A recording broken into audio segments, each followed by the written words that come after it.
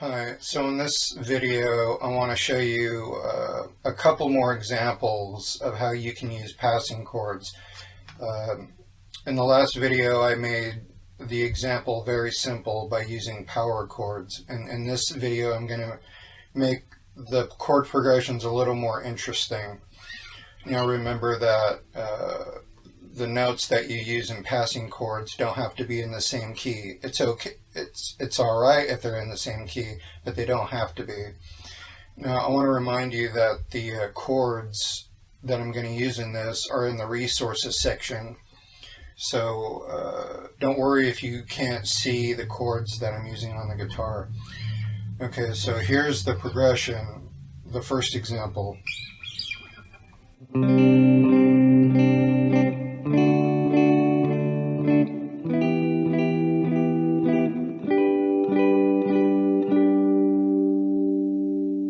You can already tell that's a lot more interesting than using power chords. I picked that chord progression because it's a little more colorful.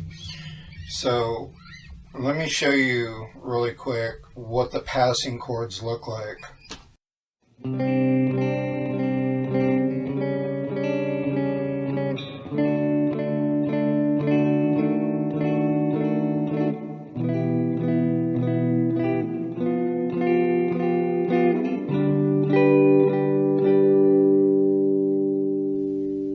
See, that's a lot more colorful than the first chord progression.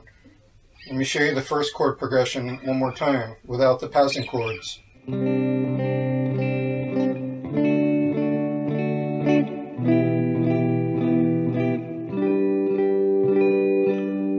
Now one more time with the passing chords.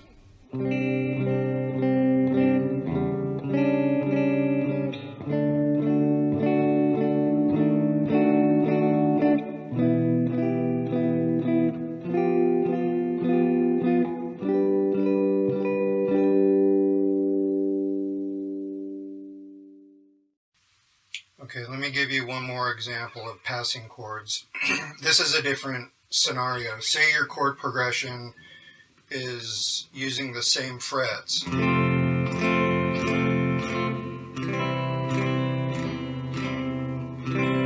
So instead of having chords side by side,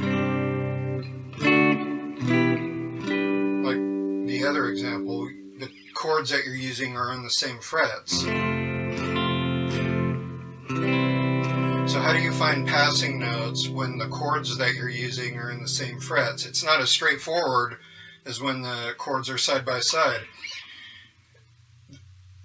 The best way to do this is to examine the key that you're using. I have the key chart for the guitar for this lesson posted in the resources section, and I've got the chords all printed out.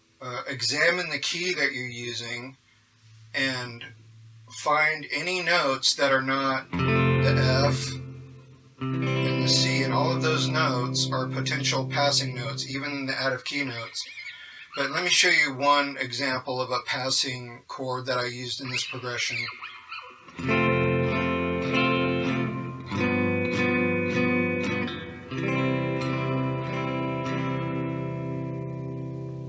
One more time.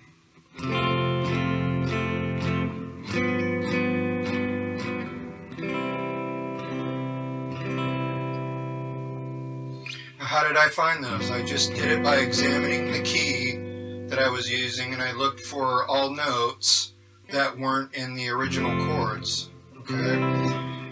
Now there's a simpler way that you can do this. Instead of examining a key chart on a fretboard, you can convert the chords so that they are side by side. Instead of playing the C right here, play it right here. So now you have, now it is a little more straightforward.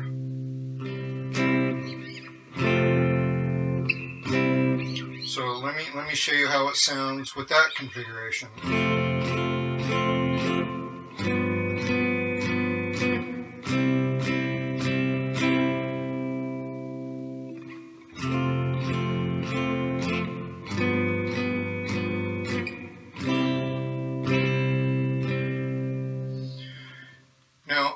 lesson all written up with diagrams in the resources section to help you better understand and more in depth how to find passing chords in a situation where the chords are in the same fret, like that.